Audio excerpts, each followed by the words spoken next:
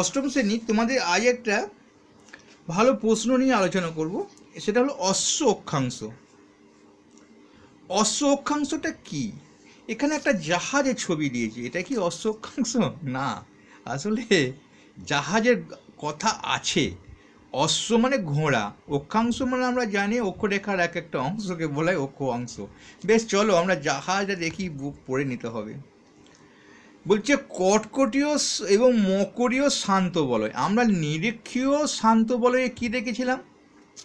এই নিরীক্ষীয় শান্ত বলয়ে কী দেখেছিলাম? মানে এক মাঝখানটাকে ধরা হবে একদম। এটা 5 আছে, উপরেও 5, মানে 0 থেকে উত্তর অক্ষাংশ 5, দক্ষিণ অক্ষাংশ 5 নিয়ে কিন্তু নিরীক্ষীয় চাপ বলয়টা। তাই চাপ বলয়ের মধ্যেই এগুলো ঘটনাটা ঘটে, শান্ত বলয়। তাহলে দেখা যাচ্ছে যে কটকটীয় শান্ত বলয় মাঝখানটা একদম এর হলুদের মাঝখানটা, এই হলুদের মাঝখানটা। তা দুটো শান্ত বলয় দিয়ে পালতোলা জাহাজগুলো চলাচলের সময় গতিহীন হয়ে পড়তো। আরে শান্ত বলয়ে কি হয় জানো? বাতাস ঊর্ধ্বমুখী থাকে, বাতাস কোনো ভূপৃষ্ঠের সমান্তরালে প্রবাহিত হয় না। তাহলে ভূপৃষ্ঠের সমান্তরালে যদি প্রবাহিত না হয়, আমি আগেই তোমাদের ডোলড্রামস নিয়ে আলোচনা করেছিলাম, সেখানে বলেছিলাম এটা ভূপৃষ্ঠ যদি হয়ে থাকে, ভূপৃষ্ঠের সমান্তরালে যদি বাতাস না যায়, বাতাস যদি ঊর্ধ্বমুখী হয়ে যায়, জাহাজ চলাচল তো করবে না। আর আগেকার জাহাজগুলি তো পাল তুলে নিয়ে যেত, শুধু যেত না, বহু মাল চাপিয়ে নিয়ে যেত। দেখো না কতলা জাহাজটা, আমি জাহাজটা শুধু দেখছিলাম, খুব ভালো লাগছিল। কিন্তু সেই জাহাজটাতে ঘোড়া ছিল, ঘোড়া। তাই ঘোড়ার নিয়ে ঘটনা। সে কোথা থেকে যাচ্ছিল? মধ্যপ্রাচ্য থেকে ইউরোপ যাচ্ছিল, অর্থাৎ আরব থেকে, আরব দেশগুলো যেগুলো প্রাচ্য বলা হয়, আমরাও প্রাচ্যে বাস করছি, তা সেই প্রাচ্যে থেকে ইউরোপ মহাদেশ যাচ্ছিল। তাহলে সেই যাওয়ার সময় জাহাজগুলো ভারতীয় দ্বীপপুঞ্জ আমেরিকায় যেত আর কি।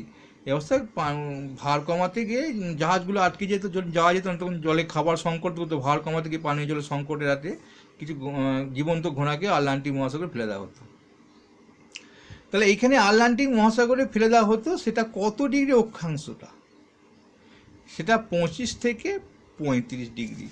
আমাদের এই জায়গাটার মধ্যে এই 25 থেকে 35 ডিগ্রি যেহেতু কর্কটীয় চাপ বলে, এটা দক্ষিণ এবং উত্তর দুটোই হবে।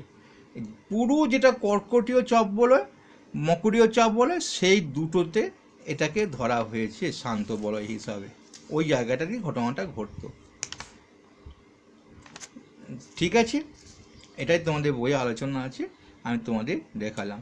তাহলে কর্কটীয় মকরীয় চাপ বলয় যে অক্ষাংশের মধ্যে অবস্থিত, আমি বলেছিলাম আগের ভিডিও, 30টাকে মাঝে লিখবে, শূন্যটা মাঝে লিখবে।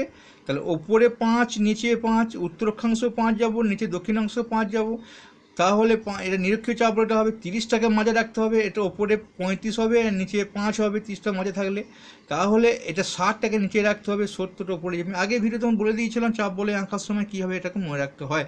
যাই হোক, এবার যদি আমাদের এই কর্কটীয় চাপ বলয় এবং মকরীয় চাপ বলয়টা কত থেকে কতর মধ্যে মনে থাকে, তাহলে কিন্তু অশ্ব অক্ষাংশটা একদম উত্তর হয়ে যাবে 25 থেকে 35।